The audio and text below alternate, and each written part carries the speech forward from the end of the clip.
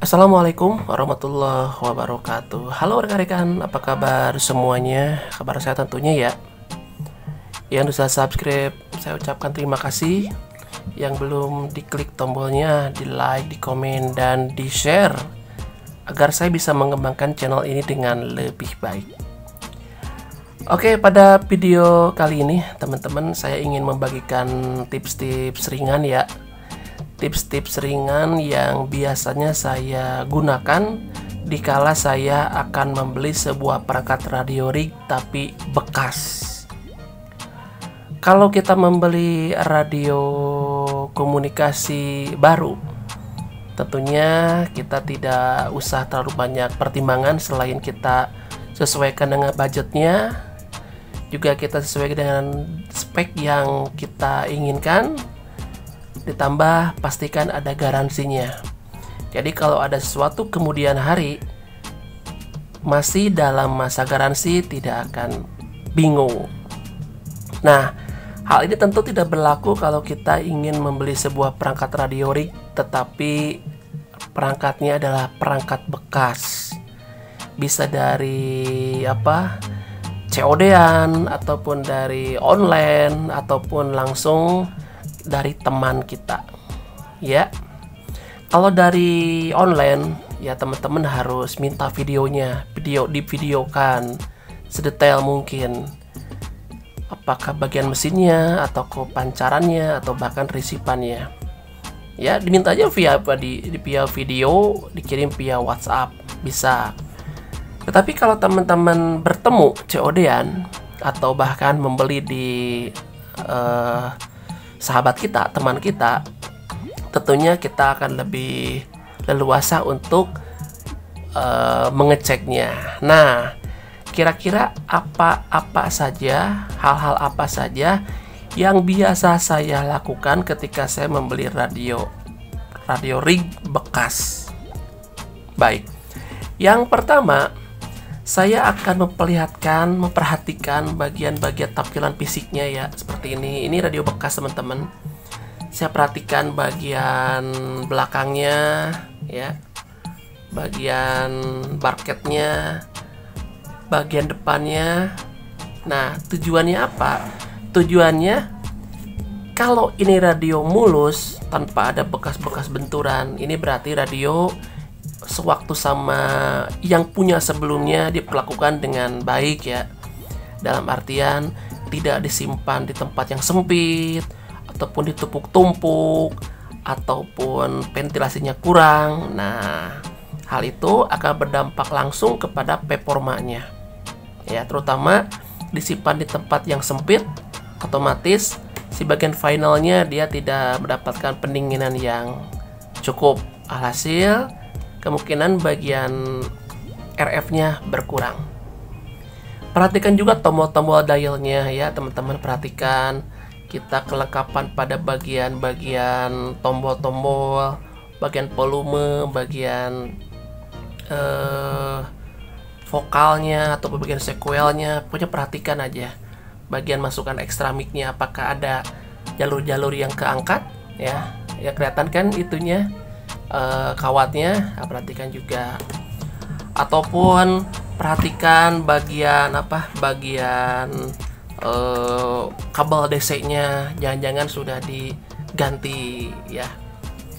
Itu yang pertama, saya perhatikan bagian fisiknya ya. Semakin mulus radio berarti tuan yang lamanya itu apik ya, telaten lah mengurus radio.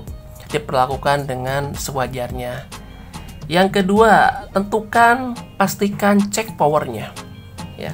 Nah, kadang-kadang teman-teman hanya memusatkan perhatian untuk cek power aja. Cek powernya gimana tanpa melihat hal-hal yang lain-lainnya. Contoh ini radio ICOM 2300, dia memiliki power sekitar berapa ya, 50 lah sampai 60 watt ya barunya. Terus teman-teman membeli powernya tersisa hanya 40. Ya itu bisa jadi pertimbangan ya teman-teman. Bisa jadi pertimbangan, bisa berpengaruh ke harga juga. Tapi kalau powernya sudah drop sampai 25 lah, itu harus diperhatikan. Karena ini radio kemungkinan sebentar lagi akan rusak ya. Kalau ada penurunan power sekitar 5-10 watt itu sudah bagus. Kalau untuk ukuran secondnya ya udah bagus. Penurunan pasti ada teman-teman, namanya juga dipergunakan ya, tapi diusahakan turun tidak drastis ya. Kalau drastis itu pasti ada sesuatu yang akan rusak, cepat lambatnya akan rusak. Nah, power caranya gimana? Dengan cara menggunakan SWR meter lah teman-teman ya.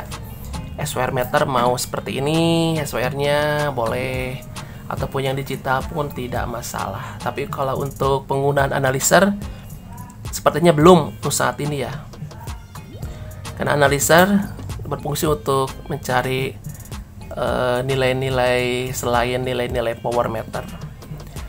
Yang ketiga, buka bagian dalamnya ya. Buka bagian dalam.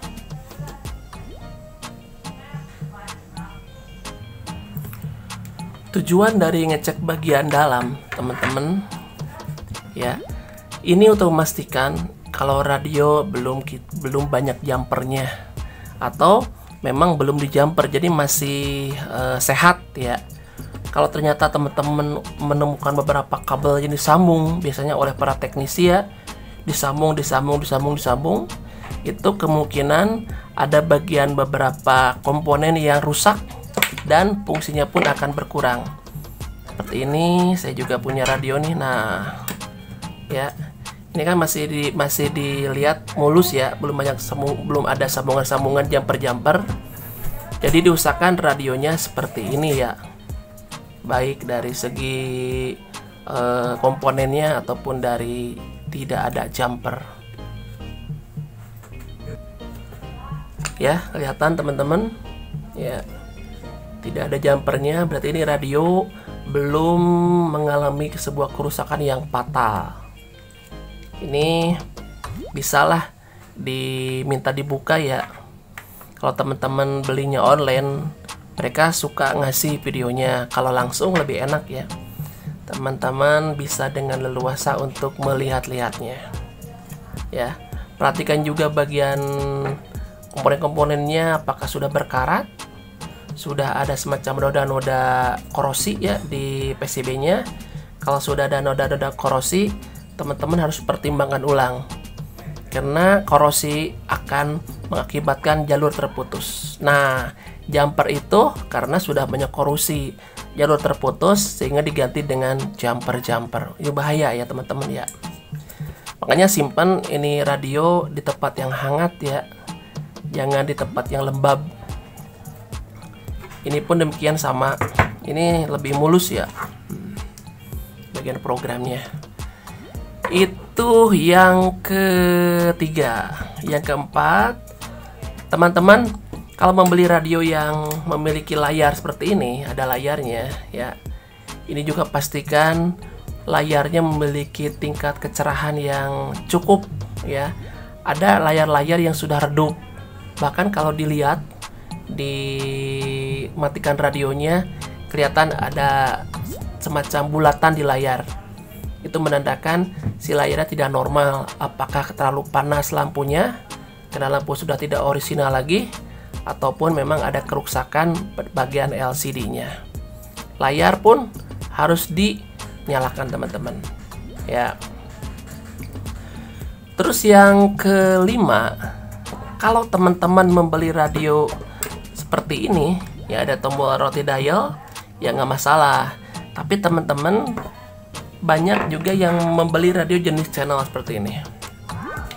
Ini adalah timbolnya berupa channel dan bagian atas hanyalah untuk volume dan on off. Nah, kalau membeli radio jenis channel, teman-teman perhatikan softwarenya. Ada nggak di pasaran softwarenya, di internet ada nggak? Terus kalaupun ada, dia menggunakan aplikasi komputer apa? Apakah Windows XP, 98 atau bahkan DOS? Nanti ke depannya kalau tidak support dengan komputer zaman sekarang, teman-teman akan sedikit kesulitan, harus meminta bantuan dari orang yang ahli untuk memasukkan frekuensi ya. Tapi kalau radio-radio channel dari Motorola yang zaman sekarang itu udah support ke Windows zaman sekarang ya teman-teman. Juga harus perhatikan softwarenya, perhatikan kabel datanya. Kalau tidak ada kan repot sendiri teman-teman. Akan sangat repot sendiri. Nah, yang keenam, teman-teman itu mutlak harus menyalakan radionya ya. Kita nyalakan radionya, kita standby kan dalam keadaan receive ya, sekitar setengah jam ya, minimal 15 menit lah. Tujuannya apa? Jangan transmit, kita cek bagian pendingin ataupun bagian bodinya. Kalau hangat ataupun bahkan panas, itu berarti ada bagian komponen yang tidak normal ya. Seharusnya kalau radio dalam keadaan standby tidak akan menghangatkan bagian pendingin, walaupun ada bagian komponen yang bekerja, tapi tidak akan menimbulkan panas seperti waktu kita transmit ya. Kalau di bodinya hangat teman-teman, dikala kita standby, itu teman-teman harus berpikir ulang, ada komponen yang tidak normal atau komponen yang sudah persamaannya ya dipaksakan. Asal ini radio nyala, kedepannya itu akan putus, akan short. Setelah short, ya akan mati, nggak berfungsi radionya. 15 menit sampai 30 menit teman-teman harus standby kan radio dalam keadaan nyala, sambil teman-teman lihat bagian layarnya, cek rotary dialnya ya. Setelah 15 menit pegang, kalau tidak ada yang mencurigakan, hangat-hangat sedikit lah nggak apa-apa. Tapi kalau udah hangatnya agak sedikit nggak normal, mendingan jangan beli. Begitu. Terus yang selanjutnya teman-teman, nyalakan radionya, coba teman-teman transmit ya. Transmit aja nggak apa-apa, pakai antena yang ada di teman itu. Minta untuk dipijit-pijiti sambil kita dengarkan di radio satu lagi. Tapi syaratnya power supply-nya harus bagus. Jangan dikasih modulator dulu, jangan dikasih Mycom dulu, pakai extra mix standarnya, dipijit dan didengarkan di perangkat lain. Apakah ada dengungan? Nah, saya pernah dulu membeli radio bekas, tetapi ada dengungannya. Dengungannya bukan dari power supply, tapi memang bagian komponen yang rusak. Ya, dengungannya, perhatikan. Kita jangan hanya bertanya mengenai pancaran, tapi juga dengungannya diperhatikan. Catatan, power supply-nya harus bagus, jangan sampai ada dengungan tapi karena di power supply. Yang kedelapan, extra mic-nya ya. Extra mic-nya perhatikan teman-teman. Nah ya, perhatikan kabelnya, terus perhatikan jumper-jumpernya, kita copot bagian konektornya ya, lihat bagian pin-pinnya. Takutnya ada pin yang keangkat, nggak bisa dicopot. Kalau nggak bisa dicopot, nanti teman-teman nggak bisa ganti kabel kalau ada kerusakan pada bagian kabelnya. Fungsi-fungsi tombol-tombolnya apakah masih berfungsi, terus bagian PTT-nya ya. Dan yang terakhir tentu dari resipannya ya. Nah, kalau teman-teman membeli di teman, di rekan kita, akan lebih mudah. Coba kita transmit dari kita receive. Nge-receive-nya jangan lakukan bicara yang besar, tapi yang terkecil, yang terjauh. Apakah radio ini mampu untuk menerimanya? Kadang-kadang kalau dicoba ya nge-receive sama orang yang dekat ya, transmit sama orang yang dekat jangan. Tetapi teman-teman minta untuk transmit ke rekan-rekan yang posisinya jauh. Ya, ini radio walaupun 5 dan 1 masih bisa menerimanya ya. Nah, itu kalau tips-tips saya kalau saya ingin membeli radio second seperti itu teman-teman ya. Terus minta juga garansi sehari 2 hari lah. Nah, setelah 2 hari kita gunakan nggak ada masalah, ya sudah. Perkara nanti bulan depannya, setahun depannya ada kendala, yaitu mungkin resiko kita karena kita menggunakan radio bekas. Ya, namanya radio bekas, ya kan bekas pakai orang juga ya. Bekas dijual karena apa? Karena ada masalah ataupun karena memang mau mengupgrade radionya. Nah, tips-tips ini berlaku juga untuk radio-radio zaman baheula ya, radio-radio yang jadul. Nah, itu justru lebih kompleks dalamnya ya. Saya sarankan kalau membeli radio yang tipe lama ya, saya sarankan bawa orang-orang yang memang ahli di bidangnya. Biar harganya mahal, barang yang didapatkan pun maksimal. Begitu teman-teman. Terima kasih ya. Jangan lupa di subscribe, di like, di komen, dan di share. Atau mungkin teman-teman punya tips yang lainnya, silakan tulis di kolom komentar. Saya Yankee Delta One Delta Bravo Julius, sampai ketemu di video-video saya selanjutnya.